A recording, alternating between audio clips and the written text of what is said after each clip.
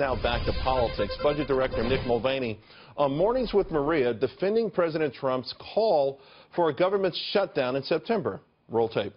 We're supposed to pass 12 appropriations bills a year. We don't do that. At best, we pass one altogether in these giant omnibus bills at the end of the year. They're massive. People don't get a chance to go through them. It's a lousy way to run a country, and I think that's what you saw yesterday. The president says, in his mind, and he's right, we need to fix that. And if it takes a shutdown in September to drive that home, then we'll have that discussion in September. All right, come on in, Andy Puzder, former CEO of CKE Restaurants. Do you agree with Nick Mulvaney on potentially a September shutdown? Look, they're already negotiating. This is what this administration does. President Trump's great at it. They negotiated a deal on the budget that prevented a shutdown, got a lot of money for the military, got a lot of money for border security. We know what that means. Took 150 government departments. This doesn't get covered. Took 150 government departments and either consolidated or eliminated them. So this is constant negotiation. Now they're talking about a shutdown in September. We'll see when we get closer to that. I think if they can get the Democrats to believe that they may shut the government down, they may get a better deal in September. Yeah, but with all due respect, I think a lot of the criticism about this budget deal came from the conservative media and some folks out there who actually would like to see a government shutdown right now as a big part of draining the swamp. Look. They call it a deal for a reason. In a deal, you don't get everything you like. Republicans, particularly very conservative Republicans like me, I'm a very conservative Republican, but Republicans in Congress need to come to grips with the fact that you don't have a filibuster-proof majority, that the American people are expecting you to accomplish certain things, and if you don't accomplish them before 2018, you may not have a job, and we may not have a majority in the House of Representatives. It's time to govern. It's time. Look, there's a lot of things we'd all love to have. We have to look at what we can actually get. We've got great leadership in Paul Ryan and Kevin McCarthy and Steve Scalise.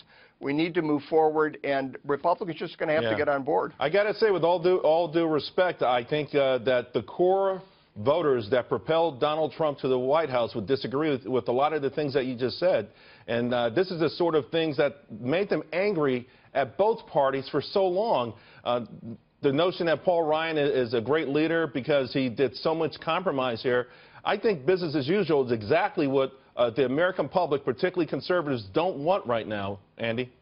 I agree with you, Charles, but you have to look at these things in context. Look, he got more military spending than anybody's gotten in at least 10 years, and he got it without any increase to domestic spending. That's a win for the people that elected this president, and that's critically important because our military is way underfunded, and we're in trouble worldwide.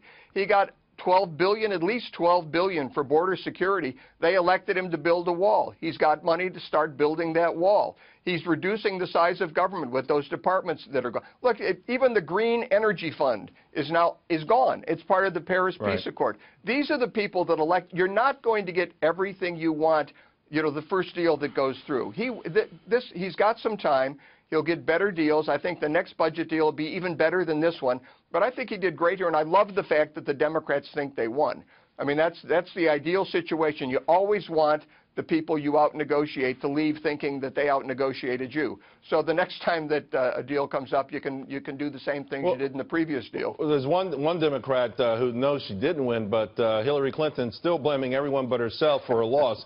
I want to roll tape and then get your response. Sure. But I was on the way to winning until the combination of Jim Comey's letter on October 28th and Russian WikiLeaks raised doubts in the minds of people who were inclined to vote for me but got scared off. All right, in New York we say oy vey, but what do you think, Andy? Well, I think number one, the WikiLeaks disclosures, that's not what caused people to doubt her. What caused people to doubt her, what was in the WikiLeaks disclosures, what those emails said. So, you know, she's kind of misinterpreting there. It's what actually happened. Secondly, with respect to Comey, she got a bounce from Comey in July. She doesn't like the fact that she didn't get a bounce in October. You know, that's okay. Yeah. Who knows what effect that had. The most important thing that she ignores is that she had no plan for economic growth. She had no plan for a booming economy that would create jobs, that would get people bigger paychecks, that would get the kids so they could dream of a better future than you had, maybe get out of your house and get a house of their own. Donald Trump had plans for all of that.